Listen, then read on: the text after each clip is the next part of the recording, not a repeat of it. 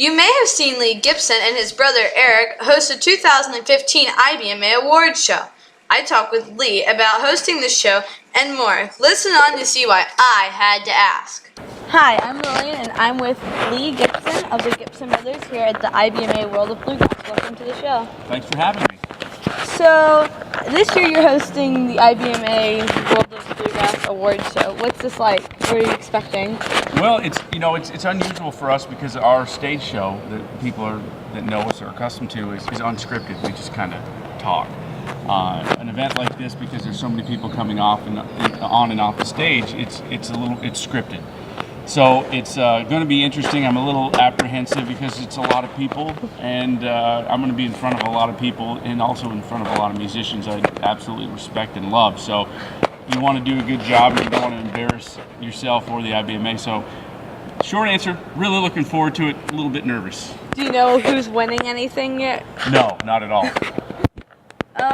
So last year I know you brought your mom to the IBMA. How does your mother affect your music?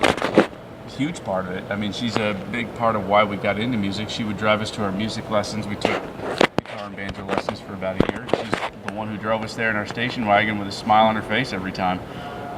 She's a wonderful person and an inspiration to me. So, your brother and you have the band. How has that affected you guys musically? Being brothers? Yeah.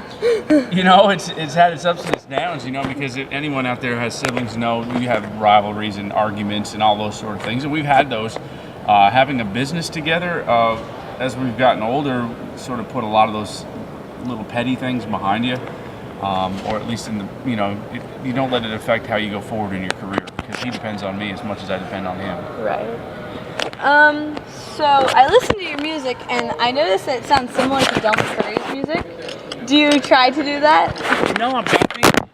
You have a musical DNA that's based on what you listen to as a young person. We definitely listened to Del growing up, so Del's a big part of our sound. What advice do you have for young and inspiring musicians? I would say for young and aspiring musicians, follow your musical heart. Don't, if we tried to be Del McCoury in our career, there's already a Del McCoury out there. So you can sort of sound a little bit like somebody, but follow what you're hearing in your head, and you'll eventually, people will identify that you're being honest to yourself, or with yourself, and be more drawn to that than if you're simply just trying to mimic somebody else. So if you were to go back in time and give a younger you advice, what would you tell yourself? I would tell myself to become more patient earlier in my life, because it takes a lot longer for things to happen in your life than you expect them to. Is there anything else you'd like to tell my listeners? Well, check out the Gibson Brothers, GibsonBrothers.com, and enjoy the podcast. Thanks for being on the show. Thanks, Lil. I hope you enjoyed this interview. In the words of Leigh Gibson, be your own person. Until next time, I'm Lillian, and this is I Had to Ask.